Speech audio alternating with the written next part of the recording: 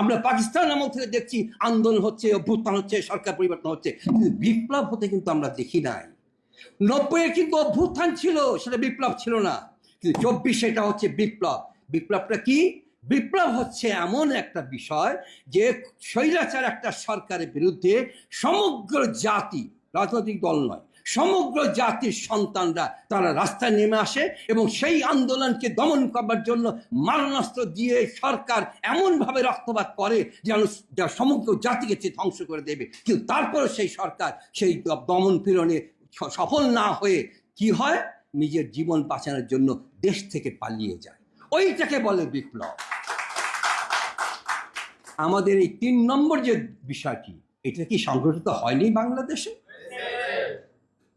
প্রধানমন্ত্রী নয়, প্রধান বিচারপতি পালিয়ে গেছেন, এমনকি প্রধান মসজিদের খতিব তিনিও পালিয়ে গেছেন।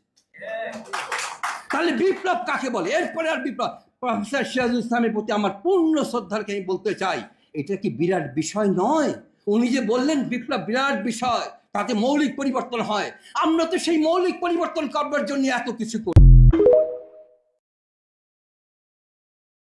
আমরা পাকিস্তান আমল থেকে দেখছি আন্দোলন হচ্ছে, অভ্যুত্থান হচ্ছে, সরকার পরিবর্তন হচ্ছে, কিন্তু বিপ্লব হতে কিন্তু আমরা দেখি নাই। 90-এ কিন্তু অভ্যুত্থান ছিল, সেটা বিপ্লব ছিল না, কিন্তু 24 এটা হচ্ছে বিপ্লব। বিপ্লবটা কি? বিপ্লব হচ্ছে এমন একটা বিষয় যে স্বৈরাচার একটা সরকারের বিরুদ্ধে সমগ্র জাতি, রাজনৈতিক দল নয়, সমগ্র জাতির সন্তানরা তারা রাস্তায় নেমে আসে এবং সেই আন্দোলনকে দমন করবার জন্য মারণাস্ত্র দিয়ে সরকার এমনভাবে রক্তপাত করে যেন যা সমগ্র জাতিকে ধ্বংস করে দেবে। কিন্তু তারপরে সেই সরকার সেই দমন পীড়নে সফল না হয়ে কি হয়, নিজের জীবন বাঁচানোর জন্য দেশ থেকে পালিয়ে যায়। ওইটাকে বলে বিপ্লব। আমাদের এই 3 নম্বর যে বিষয়টি, এটা কি সংগঠিত হয়নি বাংলাদেশে? প্রধানমন্ত্রী নয়, প্রধান বিচারপতি পালিয়ে গেছেন, এমনকি প্রধান মসজিদের খতিব তিনিও পালিয়ে গেছেন।